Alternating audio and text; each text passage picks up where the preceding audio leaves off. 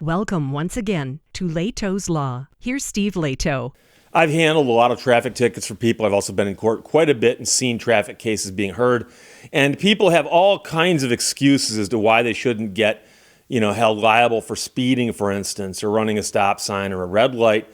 And, once in a while you'll hear one that kind of makes sense, but quite often it boils down to, well, if you were speeding, you're speeding, okay?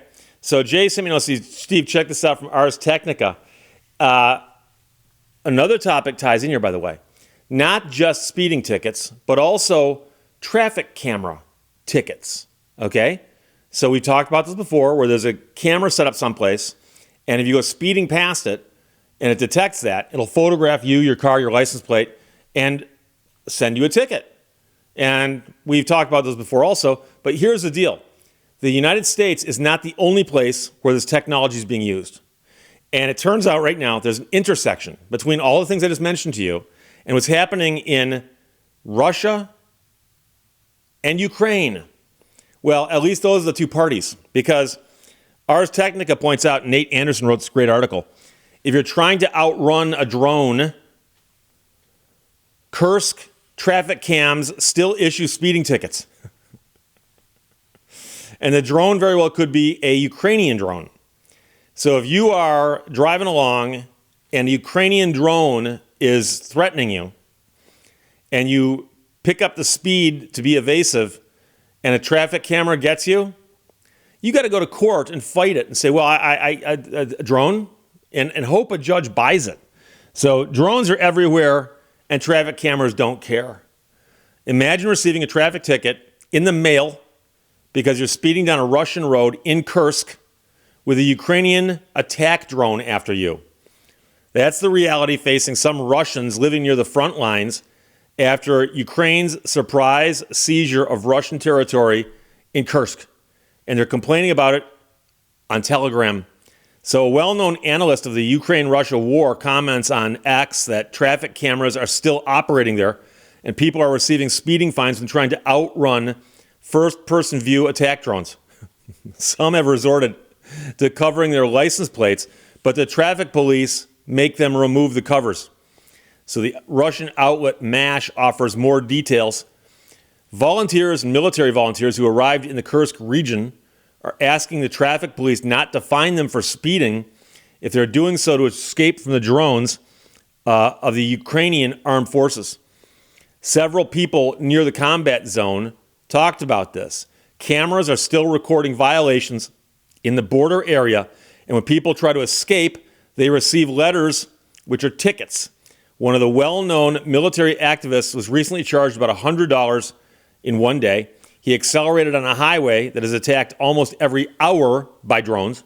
Some cover their license plates, but the traffic cops stop them and demand that they remove the stickers. MASH claims that traffic police are sympathetic, and that given the drone situation, speeding can be considered as committed in a state of extreme necessity, but you got to raise that in court. So, two things. One is, will the court buy this? Will the judge actually say, something, I understand, I agree with you, I'm going to throw a ticket out? Number two, can you get time off from whatever else you're supposed to be doing to go into court and fight a traffic ticket? Because I can tell you that if there's an armed conflict going on and somebody's needed at the front for them to go, I need Thursday off. I got traffic court. I got a ticket in the mail from one of those traffic cameras. Yeah, I was trying to get away from a drone, and I survived, but I got a ticket. I need Thursday off. Thank you, sir. The attack drones at issue here are widely used, even some distance beyond the current front line. Russian bloggers have claimed for more than a week that Ukrainian drones are attacking supply vehicles on the E38 highway through Kursk, and they have published photos of burning vehicles along that route. So, by the way, many people in the audience will recognize the name Kursk because it is a place where the largest armored engagement of World War II took place, and it was a huge battle, and one of the turning points of the war. There's several things that saw the tide turn, especially on the Eastern Front. Stalingrad's another. But Kursk is one of those places where the place name simply became shorthand for this gigantic conflict. And I was flipping through the news the other day, and I saw a reference to Kursk when this area got into the news. And my first thought was, wait, Kursk? the Kursk? Yes. So Russians are understandably in a bit of a hurry when on those roads, but the traffic cameras don't care, and neither do the traffic police, who, number one, keep the cameras running, and number two, tell people you can't cover up your license plate. So an Estonian account provides English translations of Russian telegram posts related to the war, and the traffic cam issue has come up several times. According to one commentator, in frontline areas, they continue to collect fines for violating traffic rules. For example, drivers exceed the speed limit in order to get away from the drone or drive quickly through a dangerous place. The state regularly collects fines for this. And so this is a great example to show you how human nature is universal. And every time I talk about these things in America, people go, well, yeah, U.S., America, it's out of control.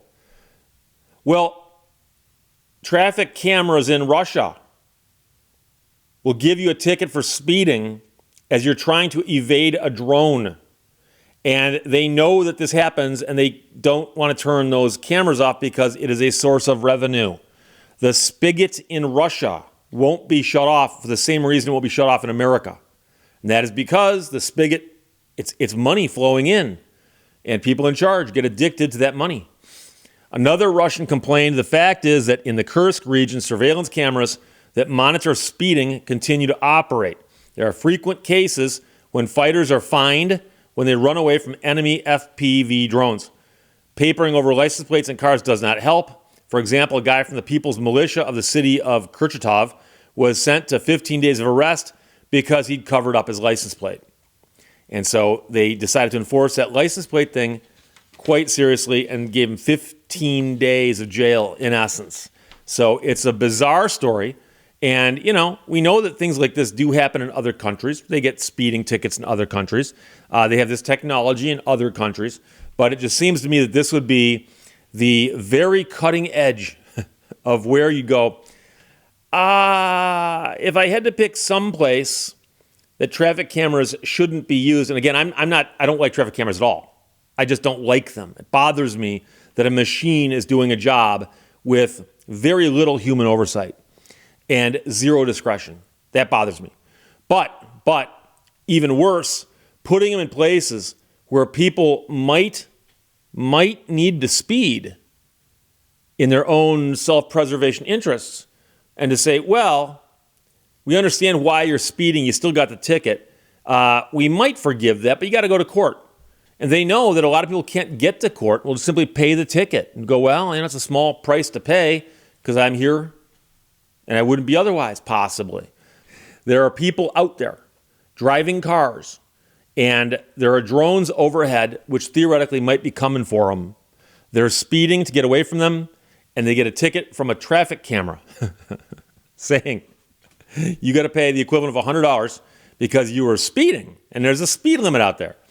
And you got a great excuse, but you got to go to court. And, of course, you might have more important things to do than go to court on next Thursday, for example. So Jay sent it. Thanks a lot. Nate Anderson from Ars Technica wrote that. It's fascinating. Trying to outrun Ukrainian drones.